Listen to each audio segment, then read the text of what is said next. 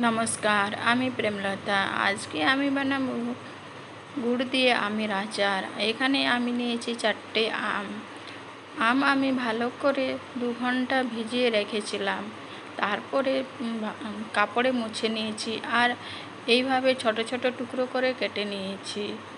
দিয়েছি আমি 2 চামচ লবণ আর 1 চামচ হলুদ দিয়ে আমি ভালোভাবে এটা মেখে নিলাম। তারপরে এটা ঢাকনা দিয়ে আমি 12 ঘন্টা রেখে দেব। আর নিয়েছি এইখানে আচারের মশলা 2 চামচ সাদা সর্ষে আর 2 চামচ মৌরি, 1/2 চামচ নিয়েছি মেথি আর কালো সর্ষে 1/2 চামচ, আর নিয়েছি আজওয়াইন আর কালো সর্ষে। ভালোভাবে এইভাবেই আমি মশলাগুলো সব একে একে করে ভেজে নেব। আমি 4 থেকে 5 ঘন্টা রোদে শুকিয়ে নিয়েছি। আমে একদমও আর জল নেই, ভালোভাবে আম শুকিয়ে গেছে। এখন আমি যে মশলা পাউডার বানিয়েছিলাম সেটা এখন আমি দিয়ে দেব। মশলা আমি ভালোভাবে মেখে নেব। এইখানে আমি সব মশলা দিয়ে দিয়েছি আর 1 চামচ আমি লবণ দিলাম আর লাল কাশ্মীরি লঙ্কার গুঁড়ো আমি দিলাম 1 চামচ।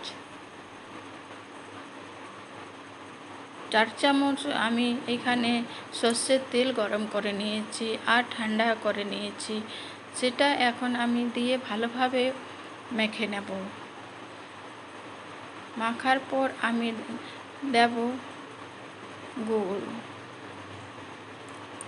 তেল দিয়ে আমি ভালোভাবে মেখে নিয়েছি আর আমি গুড় দেব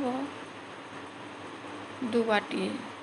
এই ছোট একটা কাঁচের বাটিতে আমি নিয়েছি গুড়। দেখুন এইখানে আমি নিয়েছি 2 বাটি গুড়। গুড় দিয়ে আমি আবারও ভালোভাবে মেখে নেব। দেখুন গুড় দিয়ে আমি ভালোভাবে মেখে নিয়েছি। এটা আমি এখন আবারও ঢাকনা দিয়ে রেখে দেব। রোদে এখন আর দেব না। তারপরে আমি দিয়েছি ভিনিগার, একটু পরে দিলাম আমি ভিনিগার দিয়ে আমি আবারও মিশিয়ে নিয়েছি। সকালে আমার দেখুন কি সুন্দর গুড় গুলে গেছে।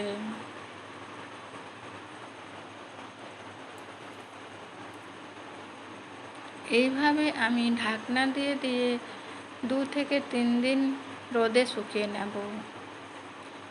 দেখুন আচার এটা 2 দিন পর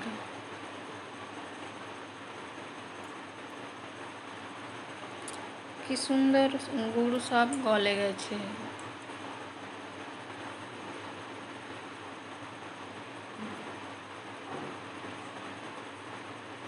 এটা আমি আবারও আরেকদিন রোদে দেব। এইভাবেই আমি ঢাকনা দিয়ে 3 দিন রোদে দিয়েছিলাম।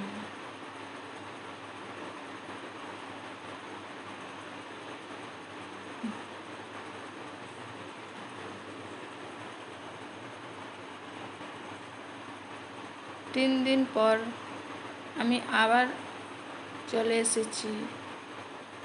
দেখুন 3 দিন পর আচারের কালার কি সুন্দর হয়ে গেছে, একদম লাল টুকটকে, দেখতে খুব ভালো লাগছে।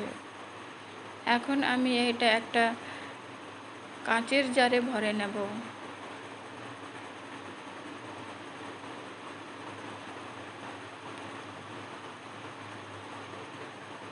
আমার ভিডিও যদি আপনাদের ভালো লাগে তাহলে লাইক, শেয়ার আর সাবস্ক্রাইব অবশ্যই করবেন। আমি কাঁচের জার ভালো করে গরম জলে ধুয়ে নিয়েছি আর মুছে নিয়েছি শুকনো করে।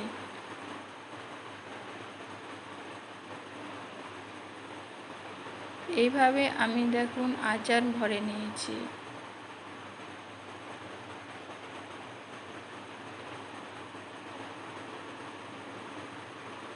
আপনারা সুস্থ থাকবেন, ভালো থাকবেন।